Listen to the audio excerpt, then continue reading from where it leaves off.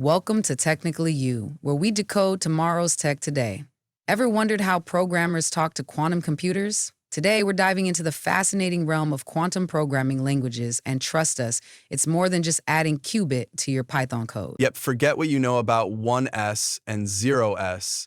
In quantum programming, we're talking superposition, entanglement, and quantum gates. It's wild, it's weird, and it's what's going to power the future. So, what are quantum programming languages? These are specialized programming languages designed to communicate with quantum computers. They allow developers to write, simulate, and execute quantum algorithms, typically using qubits instead of bits. What is the difference between classical and quantum programming? In classical computing, you write code that manipulates bits, 1s and 0s. But in quantum computing, you deal with qubits, which can be both 1 and 0 at the same time. That's called superposition, and quantum programming languages need to handle this complexity, along with entanglement and quantum interference. So, let's talk about quantum instruction sets. These are essentially the low-level commands that quantum hardware understands.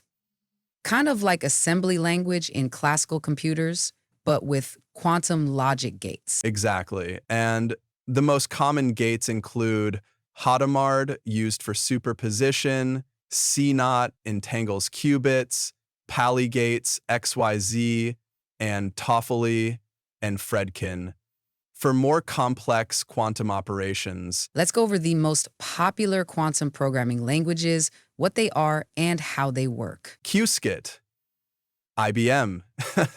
Qiskit is developed by IBM. It's Python-based and lets you create quantum circuits, run them on simulators, and even on IBM's actual quantum computers via the cloud.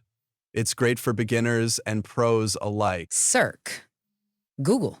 Cirq is Google's take used for building, simulating, and executing quantum circuits on their Sycamore processor. It's also Python-based, but focuses more on near-term quantum hardware. Q is Microsoft's domain-specific language for quantum development, deeply integrated into their quantum development kit and Azure Quantum Services. It's a strongly typed language and great for scalable quantum algorithm development. Quipper.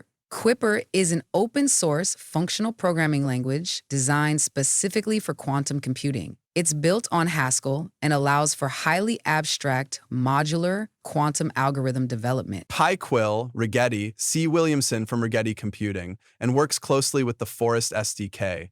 It's used for writing and running programs on Rigetti's quantum processors and simulators using their Quill instruction set. OpenQASM and OpenQASM, quantum assembly language, is IBM's low-level quantum language used to define quantum circuits. It's the bridge between high-level code like Qiskit and the machine-level operations the quantum hardware executes. OpenQASM is another variation with similar functionality but may be structured slightly differently based on implementation. Thanks.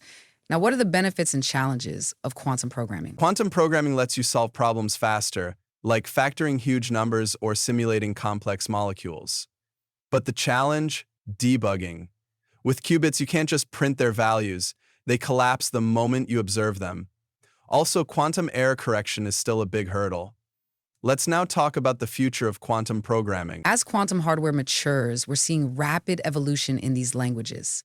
Expect future languages that are more abstract, hardware agnostic, and tightly integrated with AI to help optimize quantum workflows. We're even seeing the rise of hybrid quantum classical frameworks, blending classical processors with quantum backends, using platforms like PennyLane and TensorFlow Quantum. Okay, quantum programming might sound like sci-fi, but it's becoming our new reality.